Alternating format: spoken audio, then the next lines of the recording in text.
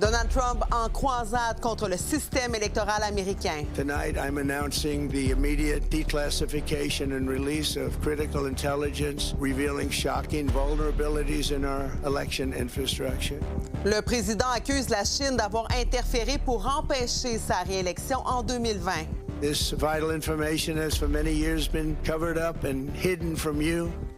Également ce soir, pièces manquantes ou déplacées sur les rails. L'enquête préliminaire sur le déraillement de train à Repentigny soulève de nombreuses lacunes. On demande que tant aussi longtemps qu'il n'y a pas de correctif d'apporter sur la ligne de chemin de fer, qu'il y ait une pause du transport ferroviaire. Et scène apocalyptique en Ontario, des communautés sur le qui-vive en raison des feux de forêt. On a des évacuations obligatoires. Armstrong, les Premières Nations de Collins. Il est 22 h, c'est l'heure de Nouveau Info.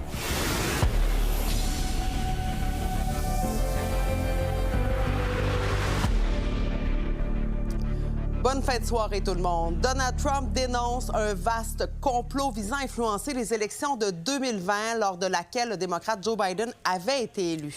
Dans son discours à la nation ce soir, le président américain annonce qu'il rend public une série de documents qu'il qualifie de choquants qui révéleraient de l'ingérence chinoise, qui prouverait que les agences américaines de sécurité et de renseignement ont caché des informations primordiales et que le vote de citoyens étrangers ou même d'électeurs décédés ont modifié les résultats d'élections. The Chinese government wanted U.S. president to lose the next election, and the reason they wanted me to lose is because they knew I was wise to them, charged them billions and billions of dollars worth of tariffs, and built the strongest military anywhere in the world. We have the strongest military anywhere in the world. These are exact quotes from the CIA reporting. Et on poursuit la discussion avec le directeur de l'Observatoire politique et géostratégique des États-Unis de l'IRIS, Romuald Siora. Bonsoir, M. Siora. Bonsoir. Bon, là, on parle d'allégations quand même très graves. Alors maintenant, comment on fait pour distinguer le vrai du faux de ce que nous a dit Donald Trump ce soir? Écoutez, cela va être un travail très difficile qui va être essentiellement imparti aux médias, malheureusement, puisque l'administration, les agences, visiblement, valident les dires du président américain. Donc cela va être un travail de longue haleine que des journalistes vont devoir mener. Ouais. Qu'est-ce qu'il fait exactement, Donald Trump? Est-ce qu'il veut miner la confiance des électeurs à l'approche, entre autres, des élections de mi-mandat? Écoutez, oui, je suis très inquiet. Je pense que nous sommes en train de faire face à une fuite en avant vers l'autoritarisme de la part de cette administration. N'oublions quand même pas que Donald Trump est la seule personne ayant tenté un coup d'État sérieux dans l'histoire américaine, le 6 janvier 2021, lors de l'assaut contre le Congrès. Si ce coup d'État n'a pas réussi, c'est parce qu'à l'époque, le vice-président s'appelait Mike Pence. Les choses sont bien différentes aujourd'hui. Donc effectivement, à l'approche d'élections qui s'annoncent très difficiles pour l'administration en place, il semble évident qu'avec ce discours anxiogène, Trump a pour ambition, pour objectif, de miner la confiance des États-Unis dans leur processus électoral. L'objectif, l'enjeu ici pour le président américain est de pouvoir contester le résultat des urnes en novembre prochain, en pouvant se baser sur ce qu'il aura aujourd'hui clamé à la face des Américains. Ouais, il est vraiment en croisade contre le système électoral lui-même, mais il s'en prend aussi aux médias qui l'accusent, entre autres, notamment ceux qui n'ont pas diffusé son discours ce soir, d'être complices finalement de ce vaste complot. Bien évidemment, écoutez, depuis des années, Trump clame que l'élection de 2020 lui a été volée. Il y a eu un décret présidentiel l'année dernière qui a fait du 6 janvier 2021 un coup d'État fomenté par les démocrates. Dans la logique, il faut bien qu'un jour quelqu'un paye. Et donc ce soir, nous sommes en train d'assister à l'aboutissement de ce processus. D'un côté, délégitimer les élections en vue effectivement d'un potentiel échec lors des mi-termes de novembre prochain, donc afin de pouvoir contester le résultat. En parallèle de cela, on accuse de plus en plus ouvertement l'administration Biden d'avoir comploté contre le peuple américain et effectivement les médias, la grande cible, la cible favorite de Donald Trump s'en prend encore pour son grade et cette fois-ci c'est un nouveau palier qui est franchi, c'est-à-dire que Trump demande qu'on retire la licence à de grands médias d'information tout simplement parce que ces derniers ont refusé de diffuser son discours. En terminant une vingtaine de secondes, est-ce qu'il faut être préoccupé par cette rhétorique-là ce soir? Oui, bien évidemment. Écoutez, depuis plus d'1 an, la démocratie américaine est assaillie de toutes parts. Nous sommes de manière obvious face à une volonté d'autoritarisme et en tout cas de contestation des résultats des élections en novembre prochain. Merci beaucoup, Romuald Siora. On aurait pu s'en parler Merci encore beaucoup plus longtemps. À la prochaine. On vient chez nous maintenant. Repentigny, le déraillement de train survenu il y a 10 jours continue d'inquiéter la population, surtout après les révélations du Bureau de la sécurité des transports. Le BST qui souligne de nombreuses lacunes sur la voie ferrée, présente d'ailleurs depuis un bon moment déjà. Le maire demande une intervention du gouvernement. Lily Mercure. Le 5 juillet, en fin d'après-midi, un train a déraillé dans le secteur Le Gardeur à Repentigny. Il n'y a pas eu de blessés, mais les résidents restent marqués par les événements. Le son que ça a fait, on va rester ça va rester en dedans de nous là, très longtemps. C'est sûr qu'on se rappelle Mégantic. Hein? Le Bureau de la sécurité des transports du Canada a révélé dans une mise à jour que plusieurs traverses ne sont plus perpendiculaires au rail, mais surtout des anti-cheminants ont été déplacés ou sont manquants sur la voie, comme on peut voir sur ces images. La chaleur de cette journée aurait aussi pu jouer un rôle dans le déraillement. La chaleur, elle, va effectuer des forces d'expansion sur l'acier des rails. Donc, les rails vont prendre de l'expansion, ils vont se déplacer. Le rôle des anticheminantes, c'est de pincer le rail après les traverses de bois pour éviter justement qu'il y ait un déplacement excessif du rail. Si les anticheminants sont tous bien placés, le rail reste en place partout, donc il n'y a pas de force qui s'exerce à des endroits plus qu'à d'autres. Lorsque les anticheminants sont manquants ou déplacés, ils remplissent moins bien leur rôle ou pas du tout s'ils sont plus là. Le BST a d'ailleurs transmis un avis à Transport Canada pour vérifier l'intégrité de la voie ferrée de la subdivision de Joliette du CN. Le maire de Repentigny, Nicolas Dufour, interpelle directement le ministre fédéral des Transports. On est extrêmement préoccupé par la situation puis les éléments nouveaux de l'enquête qu'on a eu ce matin de la part du Bureau de la sécurité des transports. Toutefois, ce qui nous soulage un peu, c'est qu'on voit que l'enquête se fait de façon très rigoureuse et en toute transparence. Et là, entre-temps, on demande que tant aussi longtemps qu'il n'y a pas de correctif d'apporter sur la ligne de chemin de fer, qu'il y ait une pause du transport ferroviaire à Repentigny. Je pense que c'est une très bonne idée parce que nous avons beaucoup d'inquiétudes et puis de stress par rapport à cet accident-là et de voir le train passer encore. Donc, ça serait bien que la Ville et CN soient vraiment très consciencieux. C'est pas normal que les rails soient, ce qu'on appelle les dormants, qui sont dessous des rails, soient de travers un peu puis qui manquent des crochets après certains rails. De ce qu'on voit du rapport de ce matin, on trouve ça très inquiétant. On espère qu'ils vont aller au fond de tout ça parce que les trains continuent à passer. Même si c'est à basse vitesse, c'est quand même inquiétant. Là. S'il y a une instabilité puis si la rail est pas si solide, c'est sûr qu'on se pose des questions, là, puis on espère qu'ils vont agir en conséquence. Pour sa part, le CN estime que le désalignement serait dû à une mauvaise application de ces normes d'ingénierie pour gérer les effets des températures extrêmes lors des travaux effectués ce printemps. Mais l'entreprise ferroviaire ne considère pas que la vitesse, la conduite du train ou une défaillance mécanique soient en cause dans le déraillement. Les conclusions du rapport final du Bureau de la sécurité des transports du Canada pourraient prendre quelques semaines, voire quelques mois avant de voir le jour. À Repentigny, Lily Mercure pour Nouveau Info. C'est officiel, la voie de contournement Lac-Mégantic est finalement approuvée. Décision rendue 13 ans après la tragédie qui a coûté la vie à 47 personnes, forcé l'évacuation de quelques 2000 autres et détruit une grande partie du centre-ville. Et on en discute ce soir avec la mairesse de Lac-Mégantic, Julie Morin. Bonsoir, Madame Morin. Bonsoir. J'ai envie de vous demander ce soir, à l'heure où on se parle, comment vous vous sentez? Soulagé. C'est le terme qui est revenu toute l'après-midi. C'est ce que j'entends aussi des citoyens qui m'écrivent ou que j'ai croisés. C'est un soupir de soulagement parce que enfin, après 13 ans de travaux, de consultations, de persévérance, enfin, on peut espérer mieux pour notre communauté. Donc, un centre-ville où le train ne passera plus. Ouais. Pensez-vous que cette voie de contournement va permettre à la communauté de tourner la page sur les événements tragiques?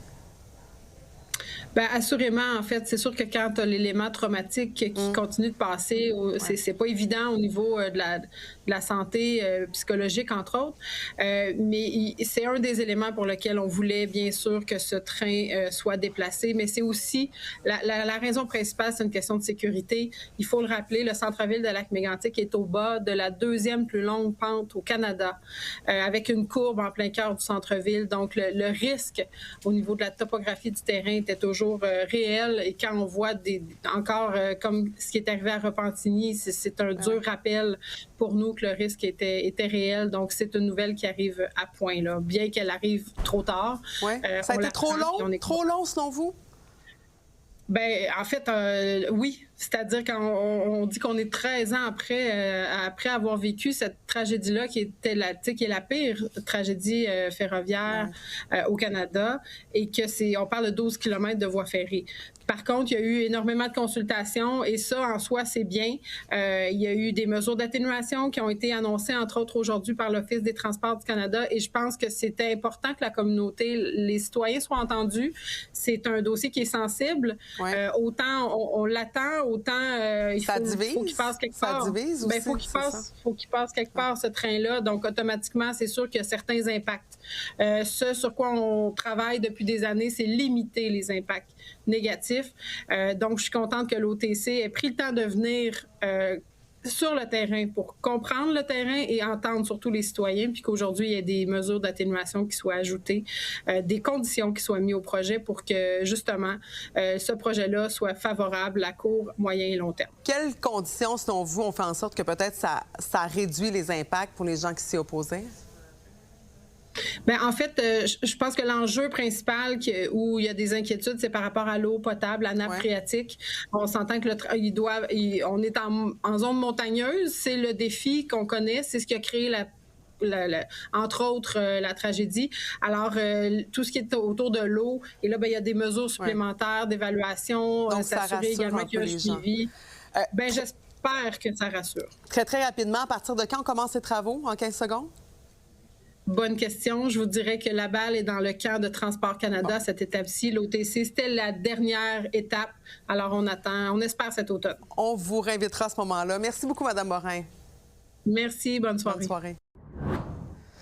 Le nord-ouest de l'Ontario brûle depuis plusieurs jours maintenant. Et encore ce soir, il y a de nombreux sinistrés qui ne passeront pas la nuit chez eux. 6 communautés ont été évacuées, dont la Première Nation de Collins, qui a complètement été détruite par les flammes. Plus de 160 incendies ravagent tout sur leur passage. Et il y a une épaisse fumée qui étouffe presque toute la province. Juliette Poirot.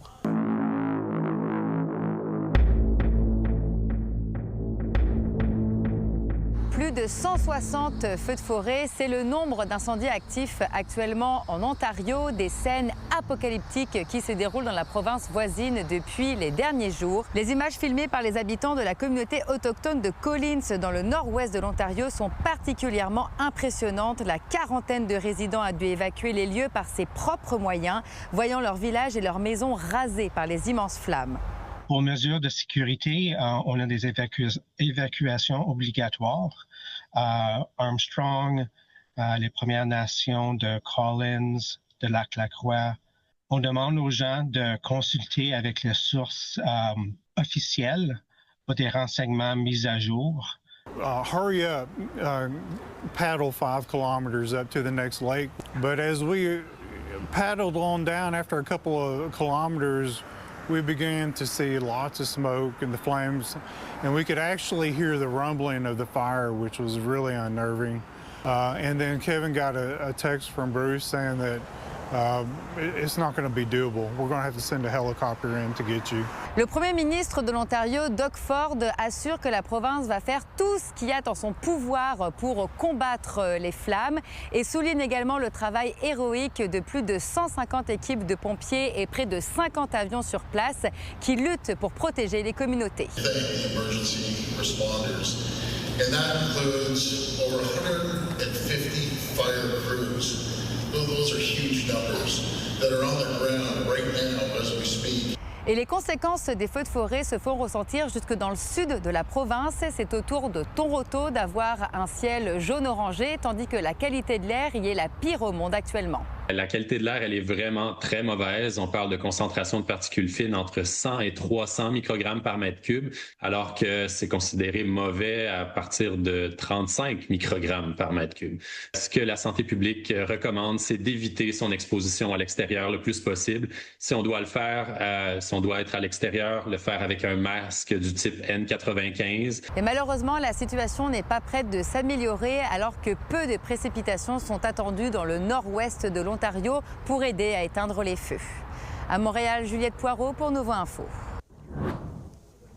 Ottawa va acheter 190 véhicules blindés à la compagnie General Dynamics. Il s'agit d'un contrat d'une valeur de 2 milliards de dollars. Le premier ministre Mark Carney en a fait l'annonce à l'usine de l'entreprise située à London. C'est là que les nouveaux véhicules seront construits avec des pièces fabriquées au Canada. Selon Mark Carney, ce partenariat va permettre aussi de créer et de maintenir 6 000 emplois sur 8 ans.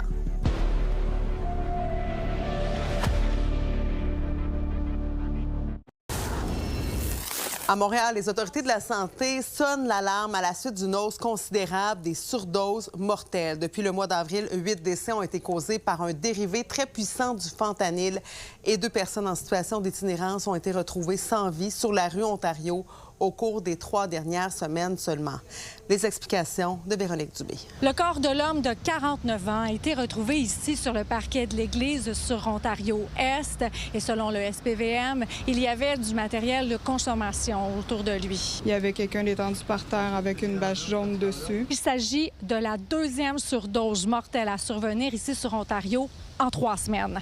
Chaque jour, des gens un peu partout dans nos entrées de commerce, à terre, inconscients, des seringues dans les bras. D'ailleurs, le pharmacien au coin de la rue est débordé. Il dit qu'il ne fournit pas en méthadone, en dilodide et en trousse de naloxone. On va aller le rencontrer. J'ai dû doubler, même un peu plus, ma quantité de naloxone que je garde en stock. Le double par rapport à il y a 2-3 mois.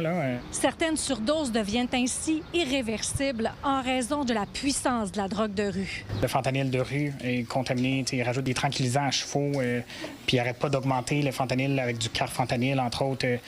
Ça varie en fonction de la couleur du fentanyl. Puis de ce que mes patients mentionnent, ils veulent avoir la dose la plus proche de l'overdose parce que c'est là qu'ils ont le plus grand buzz. Fait que là, ils surfent sur la limite, mais tu sais, il y en a qui font des overdoses puis qui s'en ressortent puis qui viennent nous voir. On m'a réanimé 6 fois hier, j'ai fait 6 OD.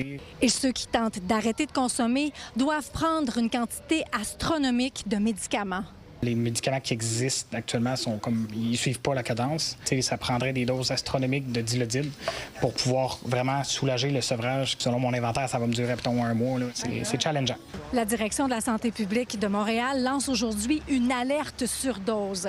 Elle confirme qu'il y a eu 8 surdoses mortelles impliquant du carfentanyl depuis le mois d'avril. Il y a plein de choses dans ces mélanges-là. Alors les gens peuvent pas savoir ce qu'ils consomment souvent et puis ce mélange-là augmente les risques. Et puis on voit quand même que parmi les personnes qui décèdent de surdose dans les dernières semaines, il y a une surreprésentation de personnes en situation d'itinérance. On est dans un moment qui se prolonge de risques plus élevés avec des substances très toxiques. À moins de 500 mètres de là, il y a l'organisme Spectre de rue. Depuis quelques semaines, alors qu'avant c'était ouvert jusqu'à 18h30, les gens doivent quitter à compter de 15 heures. Donc, ils ne peuvent plus tester leur drogue et ne peuvent plus non plus consommer de façon supervisée. C'est important d'avoir des endroits où les gens peuvent tester, idéalement 24 heures sur 24. Malheureusement, la directrice de l'organisme n'avait pas les disponibilités pour nous accorder une entrevue à la télé. À Montréal, Véronique Dubé pour Nouveau Info. À Saguenay maintenant, 30 ans après le déluge, la douleur est toujours vive chez les survivants. 10 personnes ont perdu la vie lors des événements de 1996. Elles ont laissé derrière toute une population en deuil qui a dû tourner la page après avoir perdu des proches, mais aussi leur maison. Plusieurs parlent aujourd'hui du devoir de mémoire. D'ailleurs, un homme qui a perdu son frère et sa sœur dans la tragédie raconte son histoire dans un livre qui va paraître lundi prochain. De garder ça pour moi, ça aurait été un peu égoïste en quelque sorte. C'était un peu comme une thérapie. Puis à force de l'écrire, je me suis rendu compte, je voulais que ça apporte du bien aux gens. Je voulais que ça ait un sens, que la mort de mon frère et ma sœur soit pas arrivée pour rien. Vous avez un sujet d'enquête à nous transmettre, une nouvelle vous fait réagir ou vous avez une histoire à partager, je vous invite à m'écrire par courriel à l'adresse que vous voyez maintenant à l'écran.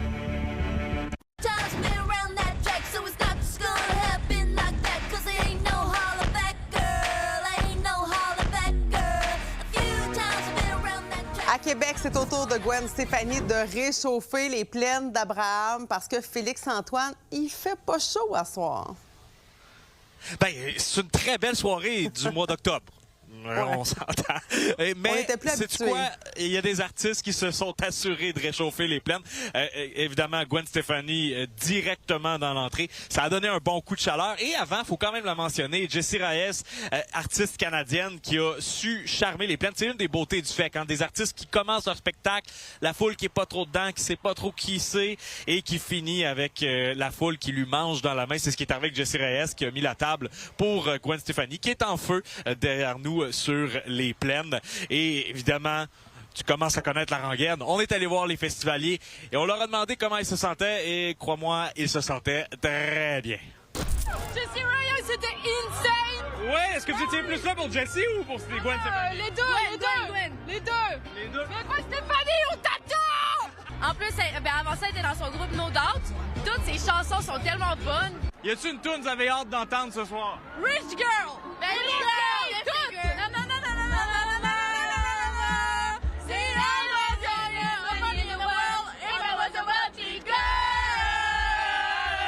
C'est notre enfance! C'est de la nostalgie! Oui! Des souvenirs avec ça? Ma mère qui écoute ça dans le char. Moi, c'est dans le salon, ma mère, elle mettait cette musique-là, puis elle criait cette musique-là, ben comme ça, là. Faut quand même mentionner que Gwen Stefani, c'est une artiste qui a été chercher un peu de controverse dans les dernières années. Artiste, qui a beaucoup de discours religieux, des appels à la prière sur ses pages et aussi qui s'est associé, qui a encensé le discours de l'animateur Tucker Carlson. Mais de nos jours, ce qu'on nous dit, c'est que c'est pas mal impossible de s'en sauver dans le monde de la musique. À partir du moment où on s'affilie à un mouvement politique, que ce soit le mouvement MAGA ou que ce soit la protestation contre le mouvement MAGA, d'ailleurs, dans les deux sens, on va s'aliéner une partie du public, fatalement. La question est de savoir à qui on veut s'adresser et qui on veut aller rejoindre. Dans un contexte polarisé comme celui d'aujourd'hui, c'est absolument impossible de rejoindre tout le monde. Donc, il faut choisir son camp, c'est absolument nécessaire. Merci, Félix-Antoine. Ah, ça me rend nostalgique, moi aussi. Alors voilà, c'est complet pour ce soir. Un petit mot pour vous dire que demain, c'est ma collègue Sabrina Rivet qui sera à l'antenne. Bonsoir, bonne nuit.